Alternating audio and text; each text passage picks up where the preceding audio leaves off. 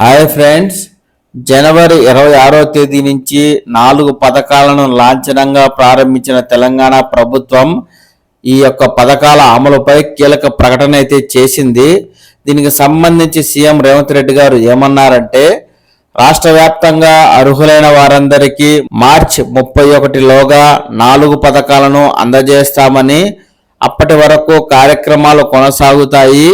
రాష్ట్రంలోని 70 లక్షల మంది రైతులకు రైతు భరోసా కింద ఎకరానికి 6,000 చొప్పున జనవరి 26 అర్ధరాత్రి నుంచే టకీమని రైతుల ఖాతాలో పడతాయని ముఖ్యమంత్రి రేవంత్ రెడ్డి గారు అయితే రైతులకు శుభవార్తను తెలియజేశారండి.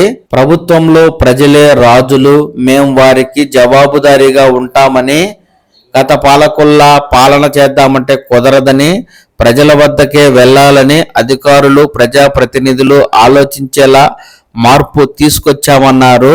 అధికారులు, ఎమ్మెల్యేలు, మంత్రులు, ముఖ్యమంత్రి కూడా ప్రజల వద్దకే వస్తున్నారని నారాయణపేట జిల్లా కొడంగల్ నియోజకవర్గ కోస్గి మండలం చంద్రవంచ గ్రామంలో ఆదివారం ఆయన కొత్త రేషన్ కార్డులు జారీ, రైతు భరోసా, ఇందిరమ్మ ఆత్మీయ భరోసా, ఇందిరమ్మ ఇళ్ల పథకాలను లాంఛనంగా ప్రారంభించారు.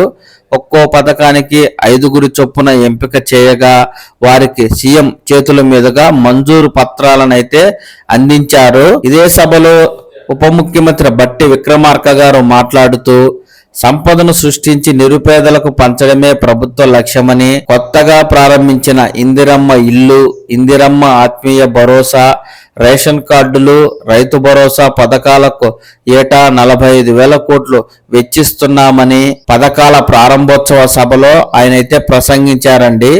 బారాస పరిపాలనా కాలంలో రైతు కూలీలను, ఇల్లు లేని పేదలను పట్టించుకోలేదు. కానీ మా ప్రభుత్వం భూమి లేని కూలీలకు ఏడాదికి 12,000 ఆర్థిక సహాయం అందిస్తుందని, చివరి పేదకు ఇల్లు మంజూరు చేస్తుందని, రైతు భరోసా, ఇందిరమ్మ ఆత్మీయ భరోసా లబ్ధిదారులకు సోమవారం నుంచే ఖాతాలో డబ్బులు పడతాయని, గత పాలకులు 1 లక్షలోపు రుణమాఫీ చేయలేక చేతులు ఎత్తేస్తే మేం 2 లక్షల వరకు అమలు చేసి చూపించామని, కేవలం 3 నెలల్లోనే 22,000 కోట్ల రూపాయలను లబ్ధిదారుల ఖాతాలో జమ చేశామని, ఏటా 12,000 కోట్లతో వ్యవసాయానికి ఉచిత విద్యుత్ అందిస్తున్నామని, నియోజకవర్గ కేంద్రాల్లో 200 కోట్లతో గురుకులాల నిర్మాణానికి త్వరలో టెండర్లు పిలుస్తామని, గత ఏడాది వ్యవధిలో పబ్లిక్ సర్వీస్ కమిషన్ ద్వారా 56,000 ఉద్యోగాలు భర్తీ చేశామని, రేషన్ కార్డుదారులందరికీ త్వరలో ఉచితంగా సన్నబియ్యం సరఫరా చేస్తామని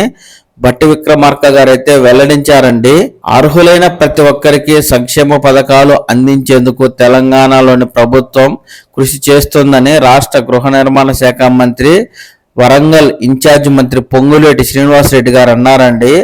అనర్హులకు పథకం అందిందని తెలితే వారిని లబ్ధిదారుల జాబితా నుంచి తొలగించి ప్రయోజనాలను నిలిపివేస్తామని స్పష్టం చేశారు. హన్మకొండ జిల్లా హసన్పర్తి మండలం, పెంబర్తి, ధర్మసాగర్ మండలం క్యాతంపల్లిలో రైతు భరోసా, ఇందిరమ్మ ఆత్మీయ భరోసా, కొత్త రేషన్ కార్డులు, ఇందిరమ్మ ఇళ్ల పథకాలను ఆయన ప్రారంభించి మాట్లాడారు. దళిత, గిరిజన ఎమ్మెల్యే నియోజకవర్గాల్లో అదనంగా ఇళ్ల నిర్మాణం మంజూరుపై సీఎం రేవంత్ రెడ్డి గారు త్వరలోనే నిర్ణయం తీసుకుంటారన్నారు.